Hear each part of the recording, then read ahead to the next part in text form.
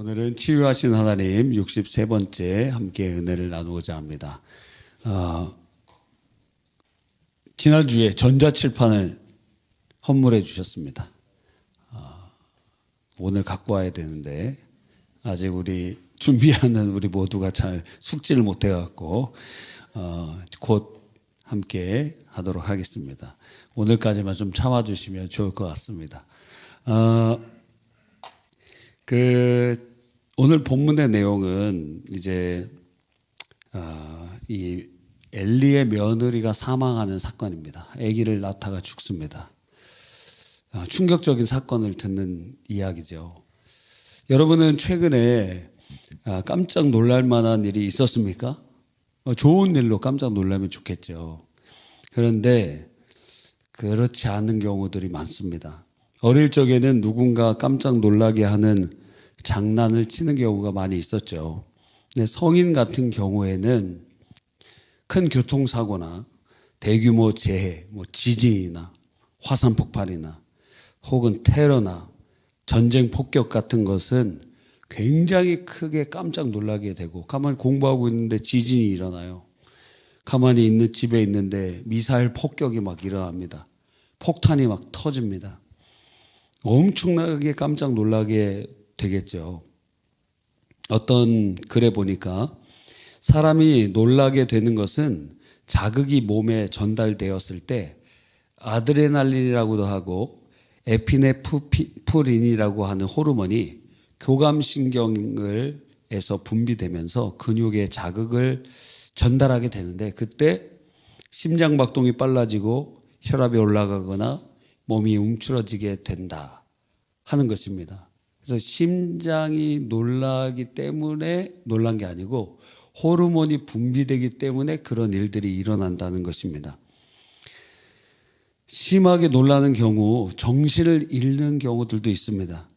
그래서 요한계시록에 보면은 하늘의 천체에 이상한 일들이 일어나는데 사람들이 장차 될 일을 보고 기절한다 그랬어요. 너무 놀라기 때문에, 너무 무섭기 때문에 그렇게 기록이 되어 있는 것입니다. 그런데 놀랍게도 대부분의 경우에는 이렇게 놀라더라도 심지어 쓰러질 수도 있지만, 그런데 큰 중병으로 발전되는 경우는 매우 적다라는 거예요.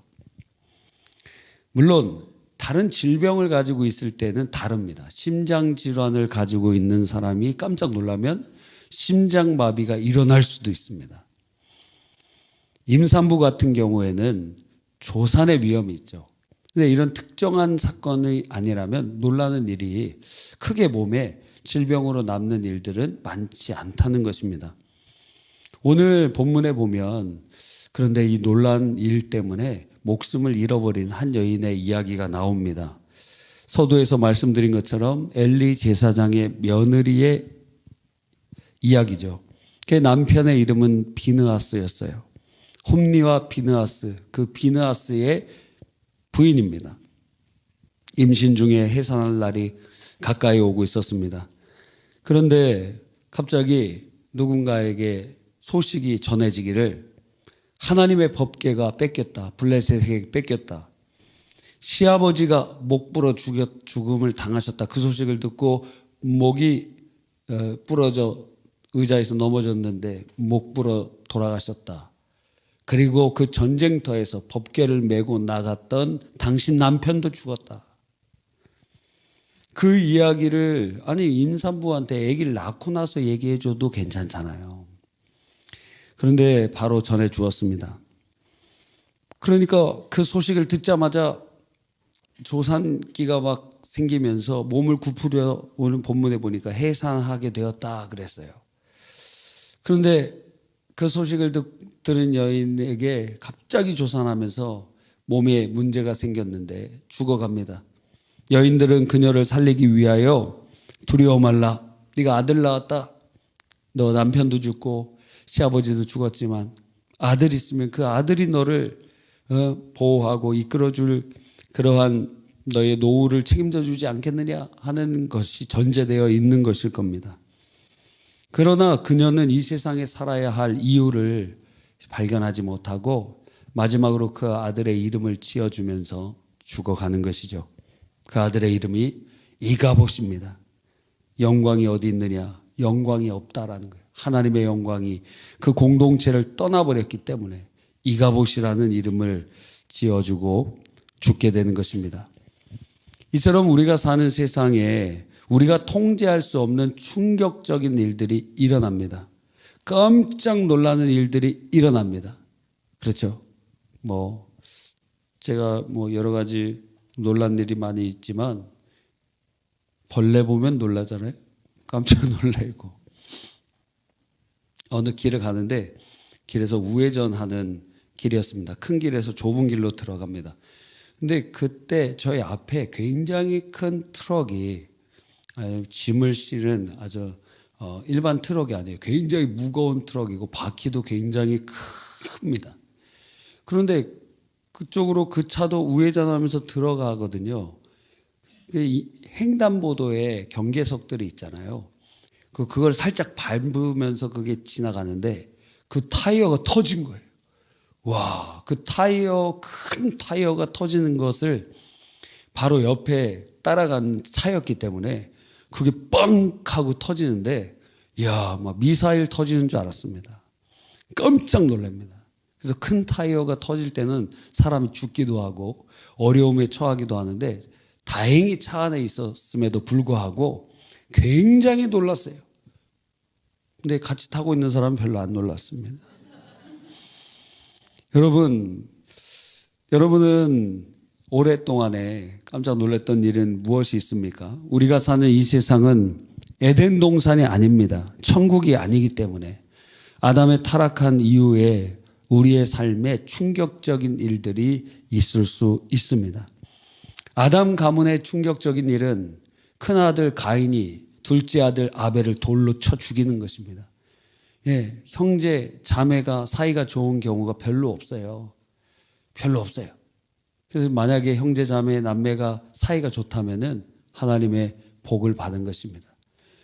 가인이 동생을 돌로 쳐 죽였어요. 충격이죠. 그러니까 한번 생각해 보십시오. 아담과 하와는 얼마나 그 충격 가운데 그 죽어있는 축 늘어져 있는 아벨을 보면서 얼마나 큰 충격을 받았겠습니까? 롯은 소돔과 고모라가 완전히 불타고 도망치는 그 길에 자기 부인이 소돔과 고모라를 뒤돌아보다가 소금 기둥이 된 것을 자기가 직접 봅니다. 너무도 충격적인 일이죠. 다윗은 자기가 사랑하는 아들이 자기를 배신하고 죽이려고 하는 것을 경험합니다. 충격적인 일이죠. 요한계시록에는 7인이 떼어질 때 인구의 4분의 1이 죽고, 그리고 7 나팔이 선포될 때 3분의 1이 죽고, 7 대접이 쏟아질 때 믿지 않는 모든 이들이 멸망하게 되는 것을 볼 때에 그 충격적인 사건들이 일어날 때 사람들이 얼마나 놀라는지 모르는 것입니다. 언제든지 세상에 이런 일이 프로그램에 나올 만한 일들이 여러분의 삶 속에 일어나도 이상하지 않습니다. 여러분이 사는 곳은 바로 그러한 위험한 곳에 살고 있기 때문에 그렇습니다. 그래서 오늘이라는 시간에 안전하고 편안하게 살 수 있었다면 그것 자체가 하나님의 은혜입니다. 하나님께서 보호해 주셨기 때문입니다. 주님의 손으로 우리를 덮어주셨기 때문입니다. 그래서 사실 물 하나만 잘못 먹어도 죽어요. 죽을 수도 있어요. 뭘 하나만 잘못 먹어도 우리가 큰 중병에 걸릴 수도 있고, 길 가다가 작년인가요? 언제 서울 광장에서 차가 막 돌진해갖고 사람들을 치고 죽게 되는 것입니다. 이런 일들이 언제라도 일어날 수 있습니다. 무슨 일이 일어날지 모릅니다. 지나가다가 바람이 세게 불었는데 간판이 떨어져서 그 밑에 있던 사람이 크게 다치고 죽기도 하고, 자동차를 타고 가고 있는데 자동차에 불이 나요. 그래서 예전에 몇 년 전에 BMW 차량 사지 않았잖아요. 그 엔진에서 불이 나갔고, 근데 요즘에 전기차는 그 배터리에서 불이 나갔고, 도망칠 수도 없어요. 완전 연소되어 버리는 것입니다. 집에 들어갔는데 집에 들어가서 불을 켜는데 가스가 유출이 돼서 그것이 폭발해서 죽는 경우도 있고, 옛날에 연탄 불 있잖아요. 연탄 그것 때문에 일산화 중독으로 죽는 사람들도 있습니다. 요즘에도 종종 캠핑카나 캠핑장에서 너무 추우니까 다 막아놓고 화로불을 켜놓고 혹은 무시동 히터를 켜놨는데 산소가 희박한 걸 느끼지 못하고 죽어가는 사람들도 있는 것입니다. 그러니까 이 세상에 살고 있는 우리에게 이상한 일, 충격적인 일, 그런 일들이 우리에게 찾아올 수도 있다라는 것입니다. 하물며 하나님께서 무서운 징계를 통하여 누군가에게 질병을 주시기로 할 때 누가 그것을 피할 수 있겠으며 누가 놀라지 않을 수 있겠습니까? 바로 이때 우리에게 중요한 것이 있습니다. 그것이 바로 해석하는 거예요. 해석. 그 일을 직면했을 때 어떻게 해석하느냐가 이 사람이 믿음이 있느냐 믿음이 없느냐 그러한 결정이 된다라는 것입니다. 해석이 중요합니다. 왜? 상황은 피할 수 없기 때문에. 여러분이 직면한 사건은 과거로 돌아갈 수 없습니다. 이미 이루어져 있어요. 제가 바랐고 원하는 것은 여러분의 일상이 매일매일 하나님의 은혜 가운데 보호하심이 있기를 바랍니다. 여러분 말고 다른 분들이 혹시라도 삶의 큰 문제들, 깜짝 놀랄 일들, 무거운 질병, 그런 것이 직면에 와 있을 때 그때 여러분이 말씀해 주십시오. 어떻게 해야 돼요? 해석을 잘해야 된다. 해석이 중요하다. 상황은 피할 수 없고 우리에게 주어졌기 때문에 그것에 대한 해석이 중요하다. 그 해석이 믿음이 있느냐 없느냐를 보여주는 산출값이라고 할 수 있는 것입니다. 그렇다면 우리는 어떻게 해석해야 될까요? 첫 번째는 여러 번 반복한 것처럼 바로 그 사건 가운데 하나님의 선하심을 믿어야 됩니다. 하나님은 선하시고 하나님이 가장 선한 길로 인도해 주신다는 시각으로 해석해야 돼요. 하나님은 좋으신 분, 하나님 좋으신 하나님께서 가장 좋은 길로 나를 인도해 가실 것이다. 바로 이것은 종착역이 아니고 지나가는 통과역이다. 이것은 과정에 불과하다 하는 것을 우리는 사건 가운데, 상황 가운데 해석해야 되는 것입니다. 그런데 잘못 해석해버리면 잠언이 17장 22절처럼 마음의 즐거움은 양양이라도 심령의 근심은 뼈를 마르게 하느니라. 부정적으로 해석하고 잘못 해석하면 그 질병이 찾아오고 멸망 가운데 이 비느하스의 부인처럼 엘리의 며느리처럼 소망을 잃어버리는 것입니다. 이 사람이 죽을 것이냐 살 것이냐를 보면 그 사람의 안에 소망이 있느냐 소망이 없느냐를 보면 알 수 있습니다. 그래서 소망이 없는 자 가뜩이나 그 질병으로 죽을 것인데 소망조차도 없으면 그 사람은 다시 일어날 힘을 상실해버려요.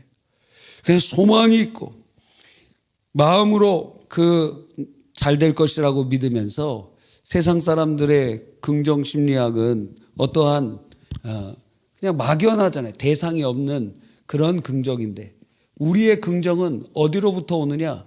좋으신 하나님으로부터 오는 거예요. 세상의 긍정 심리학과 달라요. 우리는 대상이 있어요.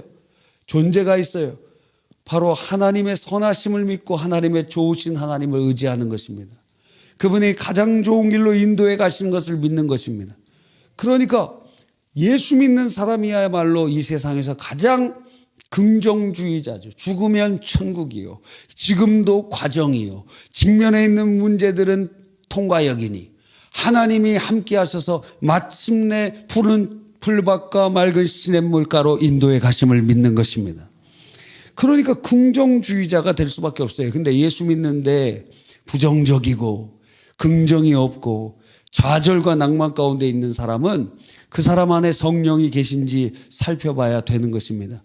성령 하나님은 참 하나님이시기 때문에 그분은 무엇이든지 하실 수 있고 그분은 선하셔서 우리를 가장 좋은 길로 인도해 가시는 것입니다. 지금은 과정에 불과한 것이 지금은 결과가 아니라는 거예요. 여러분 그러니까 좋으신 하나님, 우리는 예수 믿는 사람은 절대 긍정주의자들이 되는 것입니다. 아멘입니까? 할렐루야. 하나님께서 그런 은혜를 여러분 모두에게, 우리 모두에게 베풀어 주시기를 간절히 바랍니다. 그런데 해석을 해보니까 문제는 하나님의 징계라는 거예요. 해석을 해봤는데. 그럼 징계 가운데는 어떻게 해야 될까요? 우리가 해석해 보니까 이거 하나님의 징계일 때는 겸비한 마음을 가져야 됩니다. 하나님 앞에 겸비하고 근신하면서 내가 무엇 때문에 하나님이 징계하시는가를 깨달아야 돼요. 근데 보통 이렇게 하나님의 징계임을 깨닫는 자는 무슨 죄 때문인지 번개같이 알게 됩니다. 이것 때문이지, 저것 때문이지. 근데 만약 모른다, 그럼 알려달라고 하십시오. 하나님 알려주십시오. 하나님 나를 불쌍히 여겨주시고 당신의 인도하심을 알려주십시오. 만약 알게 되었다, 그러면 다른 길이 없습니다. 지난주 말씀드린 것처럼 회개의 길밖에는 없는 것이에요. 왜냐하면 그 징계가 하나님으로부터 왔기 때문에 그래요. 그래서 만약에 하나님께서 여러분을 병원에 가서도 고쳐지지 않아요. 어떤 약을 먹여도 효과가 없어요. 왜? 하나님이 겨냥하시고 하나님의 징계로 오기 때문에. 그러니까 아무 소용이 없어요. 병원에 한 달을 입원하든지 수술을 하든지 약을 먹든지 좋은 의사를 찾아가든지 소용이 없어요. 하나님의 그 징계는 회개의 길밖에는 살 길이 없는 것입니다. 그러므로 우리가 해석했을 때 하나님의 징계로 드러났을 경우 우리들은 그 자리에서 무릎 꿇고 주의 은혜를 간구해야 되는 것입니다. 엘리의 며느리는 이 소식을 듣고 들었어요. 그러면 그 자리에서 주님, 이것이 우리 가족의 죄입니다. 우리 남편의 죄입니다. 그 남편 때문에 얼마나 속 끓였겠어요. 이 비느하스가, 비느하스 무슨 죄를 졌다 그랬습니까? 하나님의 제사를 멸시하고 하나님 앞에 드리는 제물을 나중에 자기 몫으로 돌아올 것인데 그걸 그냥 자기가 원하지 않고 먼저 하나님께 바쳐지기도 전에 취하고, 뿐만 아니라 성전에서 수종 여인들, 그러니까 는 얼마나 속이 끓였겠어요. 보통 성범죄를 범하는 자들은 한 명에서 그치지 않습니다. 여러분 혹시 남편이나 아내가 바람 폈습니까? 한 명 아닐 확률이 상당히 높아요. 2명, 3명, 4명, 10명 처음이 어렵지. 2명, 10명, 100명은 쉽습니다. 이 비느하스가 그러한 죄를 범할 때 그 며느리, 그 부인은 어땠을까? 마음이 썩어가겠죠. 마음이 그러겠죠. 그러니까 여러분 결혼할 때 학생 때 양다리 걸치고 그런 애들이랑 사귀면 안 돼요. 결혼해서도 그래. 결혼해서도 그래. 아닐 것 같잖아요. 관성은 똑같이 흘러가. 그래서 학생 때 어떤가 잘 봐야 됩니다. 내가 어떤 애인가 잘 봐야 됩니다. 그리고 또 모범생도 상당히 좀 주의해야 됩니다. 왜냐하면 걔들은 학생 때 눌려서 그냥 공부만 했기 때문에 나중에 자유를 얻었을 때 잘못될 수도 있어요. 제가 모범생을 디스하는 게 아닙니다. 그래서 중년에 외도하는 사람들이 여러 가지 특징이 있는데 그 중에 하나가 그런 사람들이 모범생인 경우가 있어요. 중년에. 왜?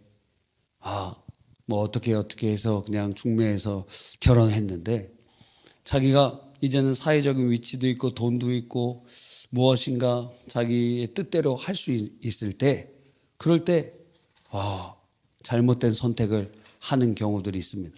또 중년에 바람피는 사람들의 특징 중에 하나는 자기의 살아있음을 확인하려고 그래요. 나 아직 살아있어. 나 아직 안 죽었어. 여러분 그런 사람들이 있잖아요. 그거 다 겪어보셨잖아요. 여러분도.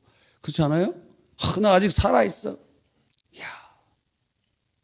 길거리 지나가면은 핸드폰 번호 물어보고 그래요? 남자애들이?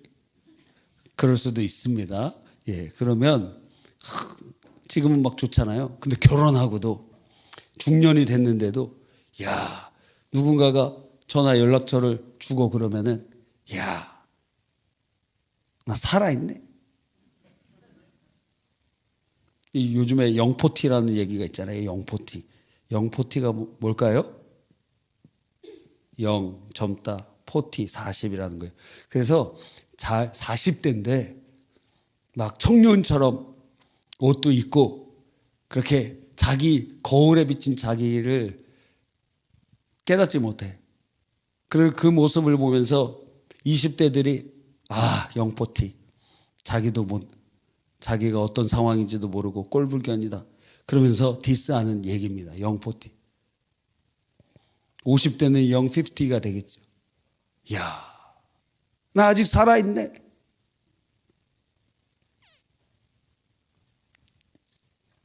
살아있습니까? 예, 살아있습니까? 갈라디아서 2장 20절을 여러분에게 주고 싶습니다. 주님과 함께 십자가에 못 박힌 날에 이제는 내가 사는 것이 아니요 내 안에 사는 그리스도께서 사시는 것이라. 제가 대학교 때 지금 모시고 계신 분과 연애를 하고 있었습니다. 그래서 제가 우리 학교에 이렇게 오라 그랬어요. 근데 거기 학교에 식당에서 기다리고 있는데 어떤 남자가 물어봤대요. 뭐 전화번호를 물어봤는지 그래서 저 이 학교 학생 아니라고 누구 기다리고 있다고 그렇게 얘기했다고 하면서 저한테 웃으면서 얘기를 하더라고요. 그리고 몇 년 전에 어디죠? 코엑스에서 제가 무슨 모임이 있는데 같이 가서 그 카페인가 어디서 이렇게 있는데 어떤 사람이 연락처를 물어보고 막 그랬다는 거예요. 이야. 그래서 아직 살아있다고. 여러분, 네.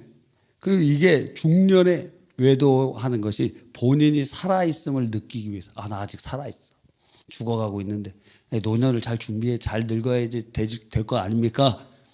그렇지 않아요? 잘 늙어가면서 주님 뜻대로 이제 살고 주님 앞에 드려지는 삶의 재물이 돼야 되는데 우리들은 아직 나 살아있네. 정신 차려야 돼. 그런데 이 여인은 시아버지도 자기 남편도 심지어 이스라엘 법궤까지 빼앗긴 충격적인 소식 가운데 회개를 선택한 것이 아니라 자포자기하고 그냥 좌절을 선택했어요. 회개를 선택해야 됩니다.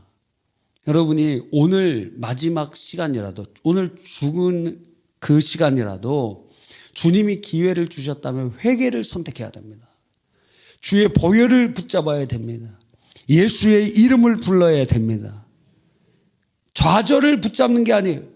우리는 예수 그리스도의 보혈의 공로를 힘입어 다시 일어날 수 있기 때문에 그래요. 7번 넘어져도 주님 8번 일으켜 주십니다.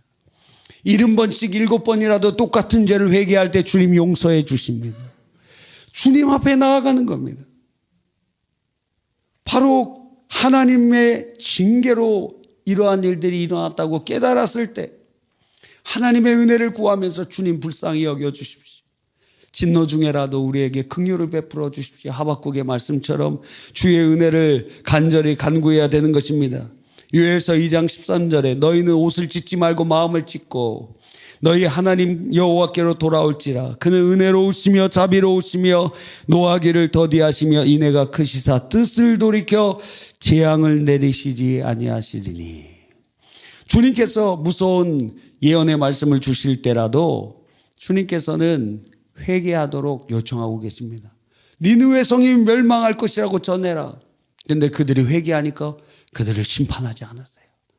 그런 거예요. 주님께서 우리를 살리시기 위하여 책망하십니다. 살리시기 위하여 우리에게 징계하시는 것입니다. 죽이시려고 징계하시는 것이 아닙니다. 주님은 진노 중에도 회개하는 자들에게 긍휼을 베풀어 주시기 때문에 엘리의 며느리는 그 충격적인 자리에서 바로 이 음성은, 이 소식은 회개하라는 말씀임을 깨닫고 주님, 우리의 시아버지의 죄, 우리 남편의 죄, 우리 시아주버님의 죄 회개합니다. 주님 용서하여 주시옵소서. 주님 용서하여 주시옵소서. 그리고 태어난 이 아들 이가봇이라고 하나님의 영광이 잃어버렸다는 이름을 주지 말고 하나님의 영광을 다시 찾아오는 자, 하나님의 영광을 다시 드러내는 자, 그러한 소망으로 그 이름을 지어주어야 되지 않았을까요? 그 사람에게 참된 믿음이 있고 주님을 바라볼 수 있었다면 그랬을 거예요. 여러분은 그래야 된다는 거예요. 좌절 가운데서도 주님을 바라보시기를 바랍니다. 크게 둘째로 큰 충격적인 일과 놀란 일 가운데 우리는 뭘 해야 되느냐? 첫째는 해석해야 되고 두 번째는 뭘 해야 되느냐? 점검해야 됩니다. 왜냐하면 깜짝 놀란 일 이후에는 그 사건이 트라우마가 되기도 하고 그것이 영적인 사탄의 공격이 되기도 하기 때문에 그렇습니다. 트라우마 우리가 잘 알죠. 트라우마는 어떻게 치유되는가 그 책에 보니까 트라우마는 상처 혹은 흉의 의미를 지닌 고대 헬라어 드라우마에서 유래된 용어이다. 트라우마란 육체적, 심리적, 사회적 혹은 영적 자아의 주관적으로 실존의 위험을 느낄 정도의 강렬한 충격을 입을 때 경험하는 것이다. 정신적 외상, 통제하기 어려운 여러 증상 등을 수반하는 전인격적인 수준의 내적 상처로 정의할 수 있다. 그래서 점검해 봐야 됩니다. 이 충격적인 사건이, 이 찾아온 것이 나에게 지금 트라우마가 되고 있는가. 여러분, 트라우마가 한번 생기면 그거는 상처와 아픔입니다. 그 트라우마는 기회가 아니에요. 그 트라우마는 눈물이며 고통이며 괴로움입니다. 그러니까 남의 상처에 대해서, 남의 고통에 대해서 함부로 얘기하면 안 돼요. 그 사람이 얘기할 때까지 가만히 있으십시오. 수능 잘 봤어? 그 사람이 얘기할 때까지 가만히 있으세요, 제발. 기말고사 잘 봤어? 물어보지 마세요. 스스로 얘기합니다, 잘 보면. 대학 잘 갔어? 잘 갔으면 이미 얘기합니다. 오늘도 전화가 왔어요. 잘 좋은 결과가 있었다고 말입니다. 하나님께 감사를 드립니다. 여러분, 트라우마는 상처예요. 근데 그 상처가 현재까지 이루어지고 있는 상처예요. 그러니까 함부로 얘기하면 안 되고 그 사람이 꺼내기까지는 들춰서도 안 돼요.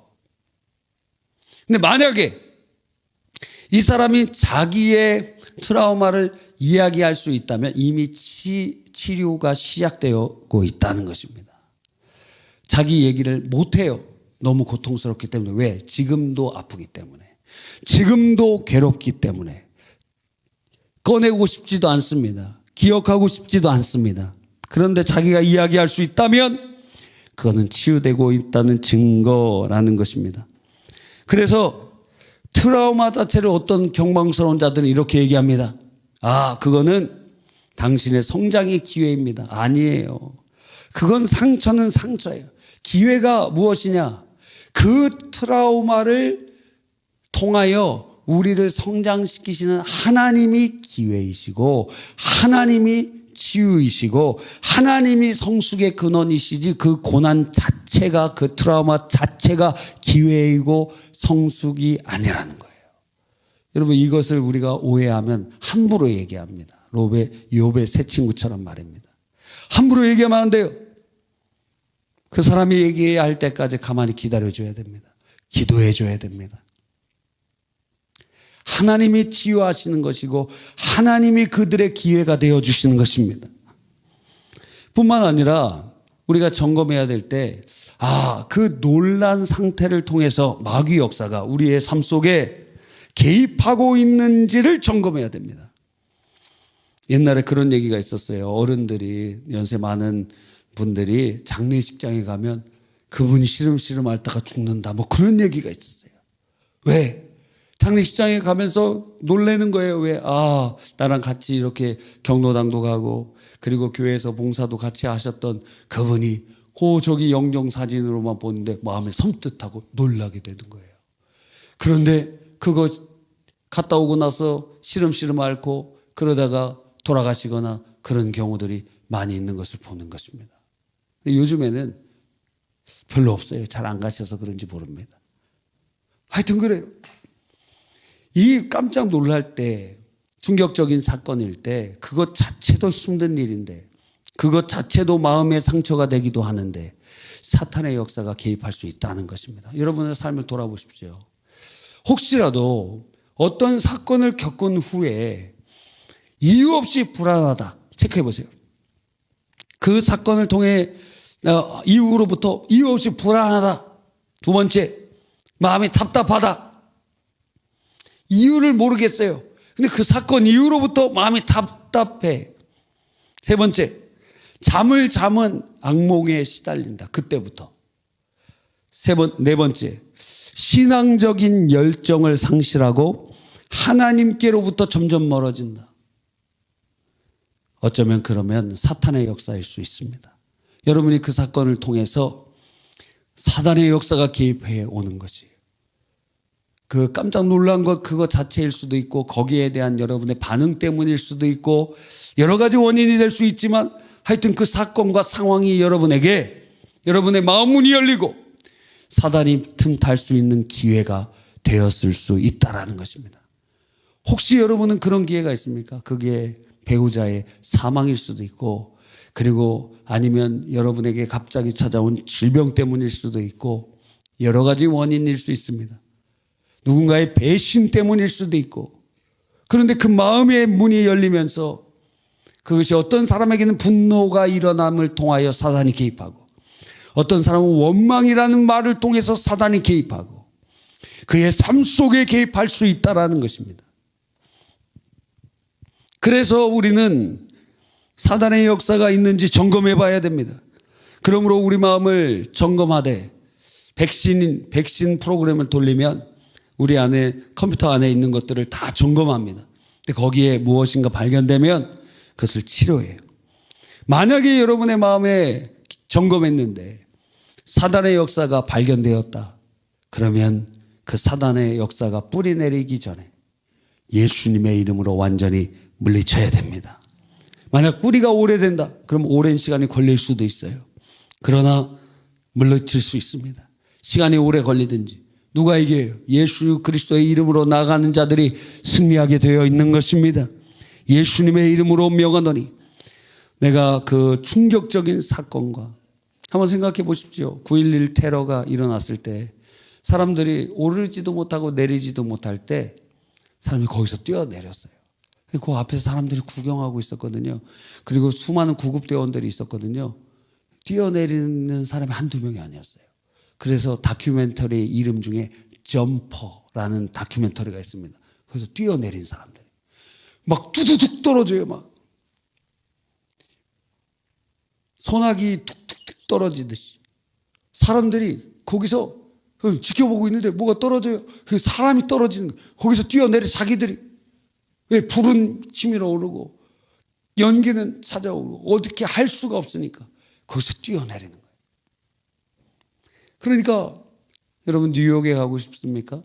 근데 뉴욕에 그 심장부의 월드 트레이드 센터 거기에 지금 뭐 기념물이 있지만 거기 막 사람들이 떨어져 죽은 곳이고 수천 명이 죽은 곳이고 무덤이라고 할 수 있어요. 이번에 월드컵 우리나라가 하는 경기장 멕시코에서 진행되는데 거기 멕시코에 이제 경기장을 짓고 있습니다. 근데 그 경기장을 지으려고 포크레인을 팠더니 400개 이상의 가방이 발견됐어요. 무슨 가방? 사람 들어있는 가방. 여러분 다 죽었어요. 425개인가 발견됐어요. 그러니까 아마도 이 마약 카르텔과 같은 우리 뭐 조폭이랑 비교가 안 돼요. 거기는 수조 원이 막 왔다 갔다 하는 마약 산업들을 하고 있기 때문에 뭐 무기도 있고 장갑차도 있고 뭐 별게 다 있어요. 그리고 말 안 들으면은 막 죽입니다. 저는 고가도로 갈 때마다 그 사진이 잊혀지지가 않아요. 우리 롯데백화점 앞에 고가도로 있죠? 그 고가도로와 같은 곳에 어떤 동네에 이 마약 카르텔이 사람들을 죽였는데 여기다가 다 목매다가 달아놨어요. 여기다가 쫙쫙. 그 사진을 이렇게 봤는데 그게 지금까지 기억나. 거기 고가도로 지나갈 때마다 그게 생각나요. 여러분, 그 경기하려고 하는데 거기 사람들 죽어 있는 그곳에서 경기장이 세워지고 우리나라 경기가 진행되게 되는 것입니다. 놀라운 일 아닙니까? 무서운 일 아닙니까? 사단의 역사가 우리 안에 뿌리 내려 있다 할지라도 두려워하지 말고 예수님의 이름으로 완전히 끊어질 때까지 물리치시길 바랍니다. 예수님의 이름으로 명하노니 내가 놀라고 충격적인 사건 가운데 좌절하고 낭망하고 혹은 불안에 떨고 또 원망과 불평 가운데 개입한 이 더러운 귀신아, 내게서 떠나가. 교회 신앙생활을 오래 하다 보니까 사단의 도구가 되는 사람들의 특징이 있습니다. 그 사람들의 특징은 첫째, 부정적이고, 두 번째, 말에 경망스러운데 원망과 불평의 말을 많이 해요. 그런 사람들은 중직이 되면 안 돼. 왜? 그 사람이 교회에 주님의 몸을 찢는데 앞장설 사람이 되기 때문에. 그러니까 결국에는 그 불의가 드러나요. 한번 생각해 보십시오. 우리 교회도 어려움이 있었는데 그 앞에서 앞장섰던 사람들의 언행을 살펴보십시오. 그 언행이 부패되어 있고 그 자신이 진노의 자녀임을 스스로 증거합니다.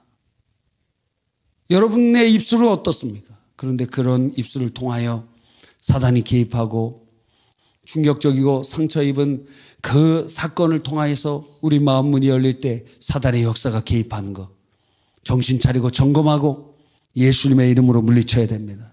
이 더러운 귀신아 떠나가.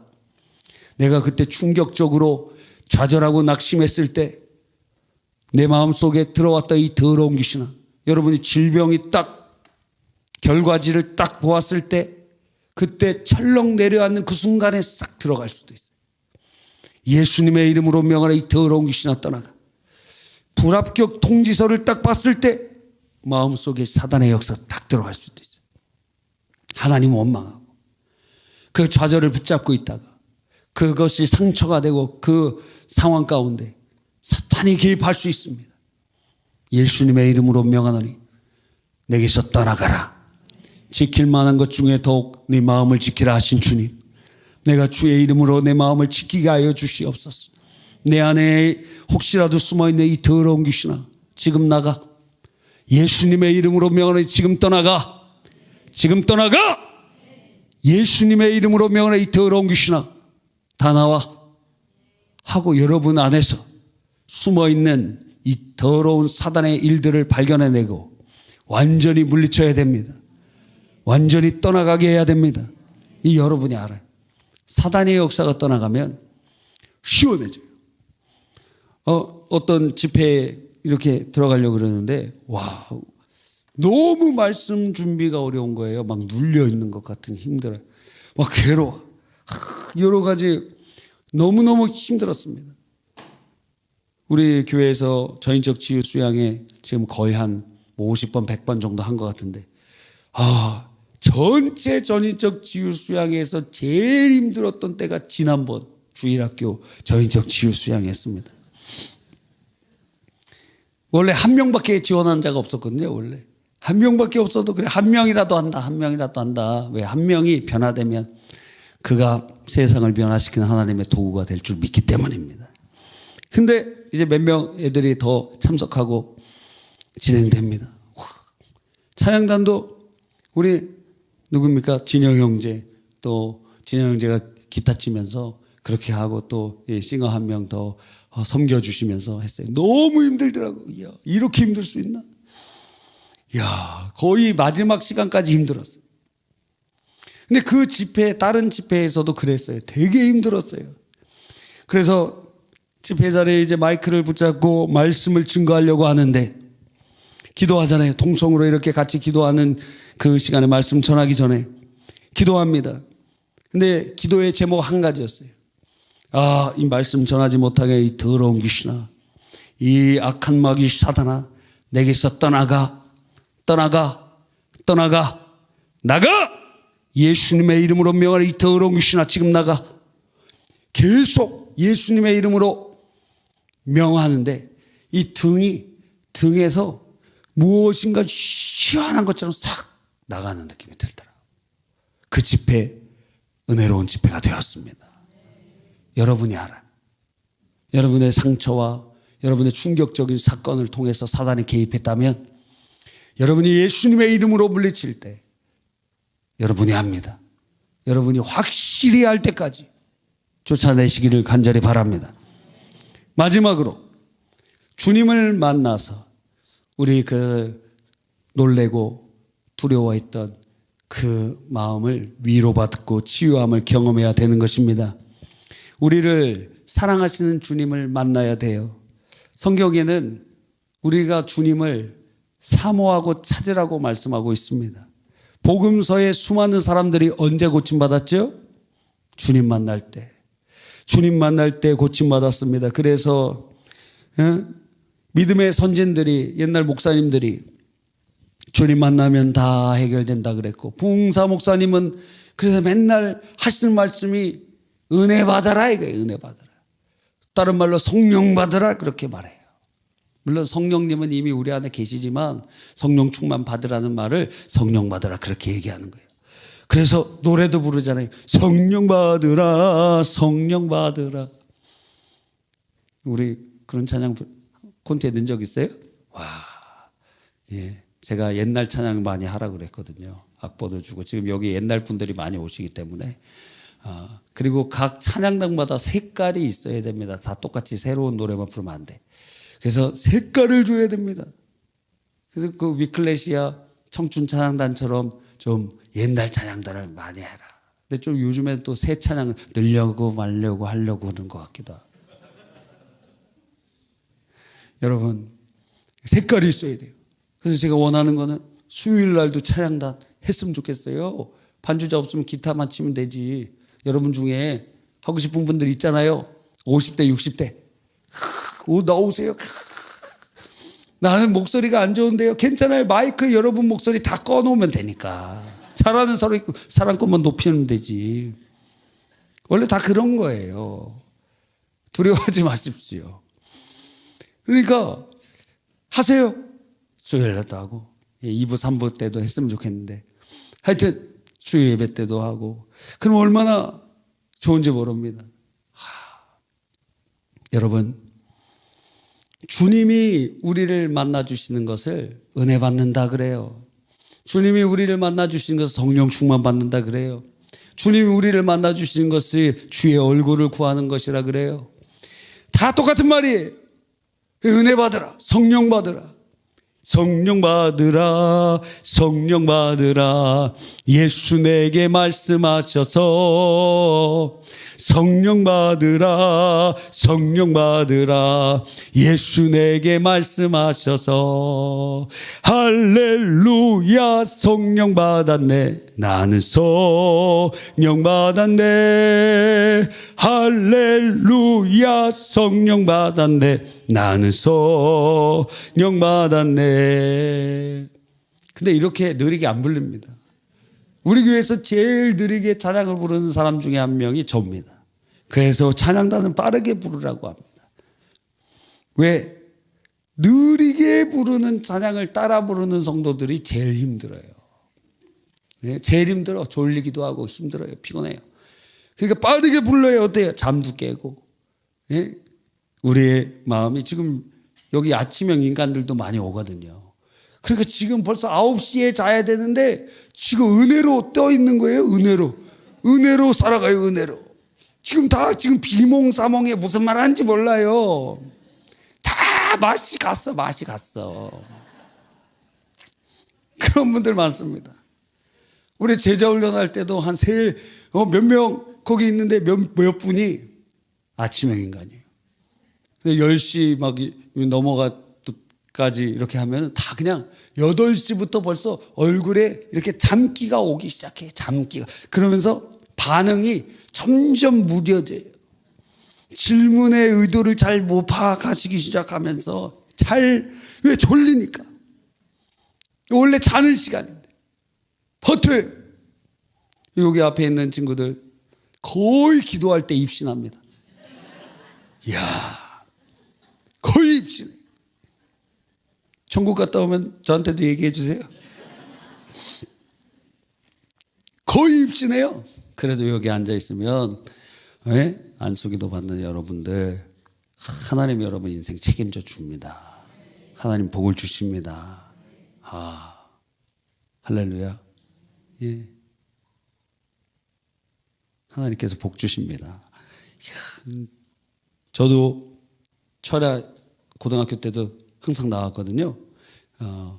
제 기억엔 나온 것 같아요. 그런데 그때도 목사님이 안수해 주고 그랬으면은 아마 더 큰 복을 받았을지 몰라요. 네, 여러분 복 받았어요. 와, 축복합니다. 걱정하지 마세요. 여러분의 일생 하나님 책임져 주십니다. 그래서 수많은 목사님, 수많은 부흥사들이 은혜 받으라고 말씀하시는 것입니다. 와, 그래서 우리들이 해야 되는 것이 무엇이냐? 주님을 사모하는 겁니다. 주님 만나기를 사모하는 거예요. 우리 찬양할까요?